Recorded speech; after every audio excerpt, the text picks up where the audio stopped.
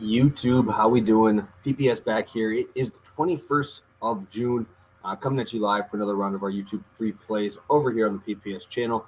Coming after you, another winning day. Both 1.5 unit plays win. I dropped my 1 unit play there with Corbin Burns on pass up prop, 1.5 with the parlay, and then the one that we count here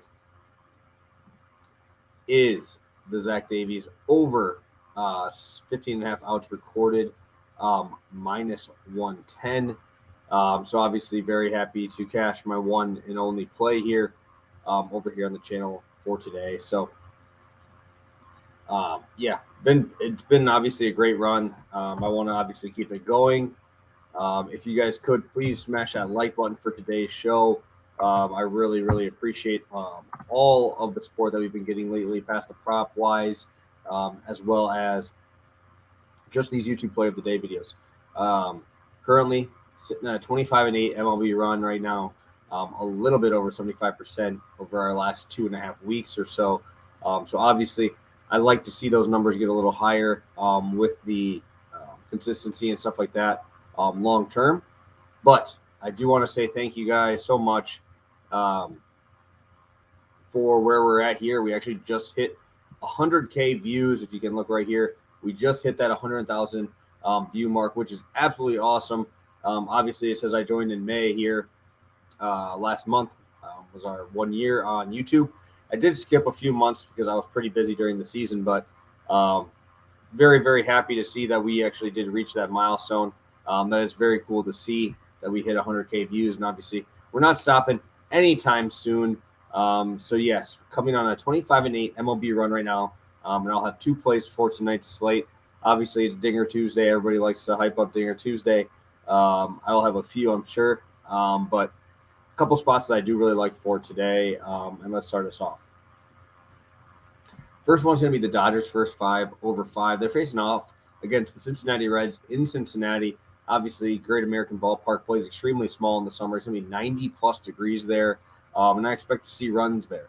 Tyler Mahle has two earned runs higher per game at home versus on the road, over a 5 ERA at home. Tony Gonsolin's obviously been fantastic this year, but I do expect some regression here to come his way.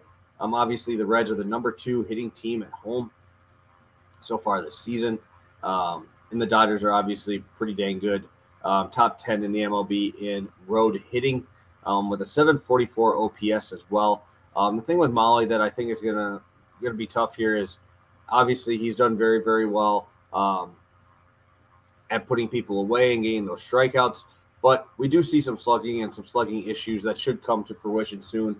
The slugging percentage versus expected slugging shows that we should be seeing a little bit more power coming soon. Obviously, his slider 60 points higher on expected slugging, 40 points higher on his four-seam fastball than the actual slugging there. So I do expect to see that. And also, only sitting at 3.8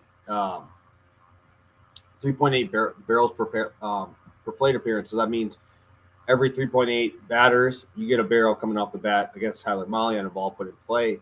Obviously, this Dodgers team has enough power to find a way to score runs. Obviously, the Mookie Betts injury is huge. But I do think that either side of the plate can do it here against Mahle in a small ballpark.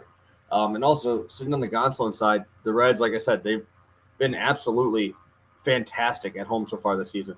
And yeah, I just think that we're going to see some runs here. I expect to see some balls put out of the ballpark. So if this might be a game that you want to target for your Dinger Tuesday, if that's what you're going to be playing here. And also, I think we're getting a little bit of too much of a recency bias on Tyler Mahle's last 2 outings facing off against the Diamondbacks. Obviously, he shoved, but this is like the biggest jump up in competition you can do, going from the Diamondbacks to the Dodgers and facing them in a small ballpark. This just does not scream very good for Tyler Mahle. I think the Dodgers' first 5 team total over 2.5 is good. I think the money line at minus 140 is good. But think about it. If it was minus 140, that's a pretty close, obviously implied percentage of wins going to the Reds here.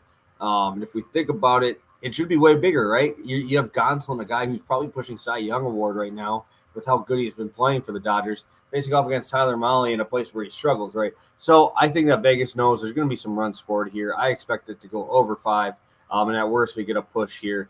I think the Dodgers team total for first 5 over 2.5 is also a good look. But the Dodgers first 5 over 5 gives me both sides, and I think the Reds do squeak a few across against Tony Gonsolin. All right, guys, heading into play number 2. Again, smash that like button if you're still here with me, and we're going to keep this run rolling here. So going to the Rangers first 5 money line, Martin Perez, Kyle Gibson are 2 starters today. Obviously, the Rangers offense is nothing to write home about. I'm not a huge fan of their offense, but the top of the order has been pretty good. Obviously, Adolis Garcia has been fantastic. Corey Seager's finally coming into his own here. The Rangers hit all right at home, middle of the pack at home. But Kyle Gibson has struggled on the road so far this season.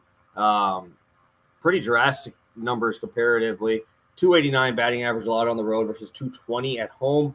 3.21 ERA at home, 5.70 on the road. We're also seeing a ton of slugging on the road as well. And obviously this Rangers team has some pop throughout. And also Kyle Gibson. I was really looking at taking the first 5 under in this game at 4.5, but Kyle Gibson has been terrible. Second time through the lineup. He has a 1.13 ERA first time through. So don't freak out if the Rangers are down 2-0 here to start the game, because the second time through the order, his ERA jumps to 7.3, 371 on base, 452 slugging. It's been a drastic number coming at you in the second time through. He's been giving up a ton of pop. He's been giving up a ton of base runners that second time through the order. And obviously, Martin Perez has been fantastic. His home road numbers, obviously a little bit more skewed to the road, but he's only given up a 222 batting average at home so far this season. And what I really like here for the Rangers side is the Phillies are a power team, right? They're going to be swinging for the fence. That's how they play. That's how they manufacture runs. Martin Perez does not walk anybody, and he doesn't give up home runs, right? So we've seen him only walk 18 guys in 81 innings. And also, he's only given up 2 home runs in 81 innings so far this season. So it's not like you can attack him via the long ball. Obviously, I prefer to be in Texas over Philly today. I'm sure it'd be super hot out there and ballpark play small. But Kyle Gibson struggling on the road. Martin Perez has been fantastic at keeping the ball in the infield, getting those ground balls. And I think he's going to be very frustrating here for the Phillies team. I think that he's got enough stuff. He's obviously been fantastic to start the season, but he's been working a great sinker. The cutter has been fantastic. You're just not seeing any slugging coming off of these pitches here. Just looking at his numbers in the past, right? His expected slugging, 468, 469, 422, 471. And then this year, it's 368. This man is not hitting barrels. He's got a 2.1 ERA and only a 3 expected ERA, so a little regression, but not a ton. The slugging percentage has been so low, and we're also looking at the barrel percentage. He's half of what the Major League average is. The Major League average is 6% barrel percentage. He's at 3.3. So he's keeping the ball in the ballpark against a power team here. I think Martin Perez does a great job keeping the Phillies bats in check. And I think that we see a few runs come on the Texas side. I think we see a home run today on the Texas side in those first 5 innings. If you could bet over half a home run allowed for Kyle Gibson, I definitely would take that today, as I think that either Adolis or Corey Seager are going to be going yard on him today. So sign me up. Rangers first 5 money line, great price here at minus 115, and the Dodgers first 5 over 5 minus 110. So thank you again, guys. 25-8 MLB run. Looking forward to keeping that going. And if you guys could, on your way out, smash that like button and make sure you guys are subscribed to the channel. Coming at you tomorrow with our Passive Prop Show for MLB. I'm looking to continue some more success there as well. So thank you guys so much for tuning in. You guys are the best. Appreciate it. All you guys tuning in obviously just hit 100K followers, or not followers, 100K views, which is still very, very cool. So thank you guys so much. We'll talk soon. Best of luck on your bets and good luck on